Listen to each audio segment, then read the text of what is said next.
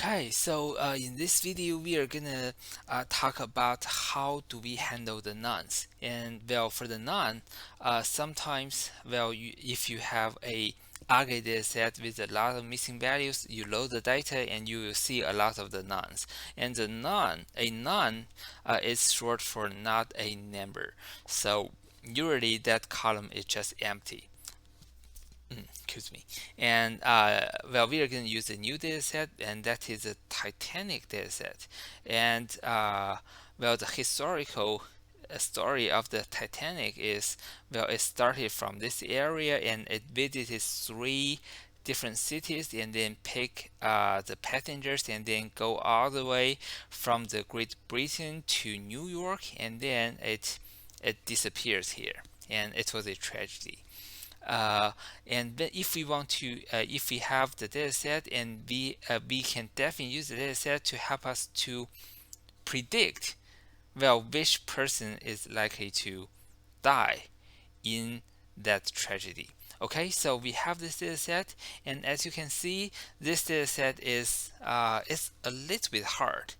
We have numerical features, and then we also have the name, so the full names, and then the gender, and then the ticket number, and then the cabin. And especially for the cabin, you see, well, there are a bunch of the nonce in just the first 5 lines, right? So the first thing we have to do is we'll do a .info. So with this .info, and you can see, so if you see the integer columns or the float columns, and those are the numerical columns. And then for the object columns, and those are the categorical features, and you have to deal with that.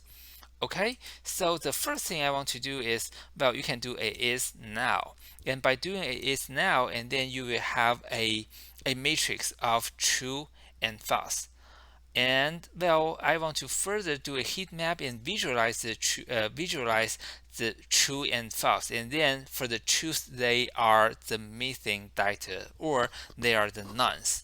Okay, so I see the age and the cabin. Those are the two features with a lot of the nonce. So for the age, and well, we have some missing data, but not a very big portion. But for the cabin, we definitely miss, well, 80-70% of the data, right? Okay, so what we can do is, well, we can separate the for the ages, for each of the missing value, we can just replace that with the average. And well, this is one of the easiest strategy that we can fix the missing data. So if the passenger's age is missing, and then we just assume that that person has the average age of all the passengers. We know the ages. Well, and I decided I want to do that a little bit different, because remember, we have the passenger classes, and we have the class 1, class 2, and the class 3, right? So instead of replacing all the missing ages with the same age, we want to replace the missing ages with the average age on or in the same passenger classes. Okay, so for the first class, and then the average might be 38. So if I have a passenger in the first class, and then the age is missing, I'm going to replace that with the 38.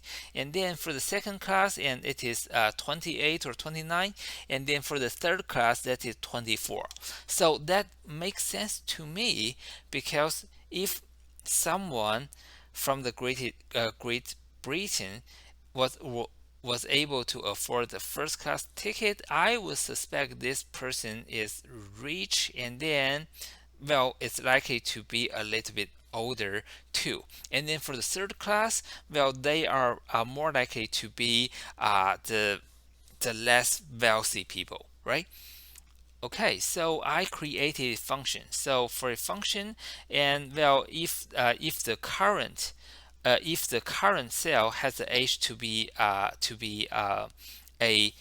now, and then depending on the P class, I'm going to return 37 if it is class 1, and then 29 if it's class 2. Otherwise, which is class 3, I'm going to return a 3. Oh, a 24. And otherwise, if this the current record has the age, and then I'm going to just return the current age. I don't want to overwrite an existing age, right? So we want to take the two columns, the age and the p class, and then I want to apply this function.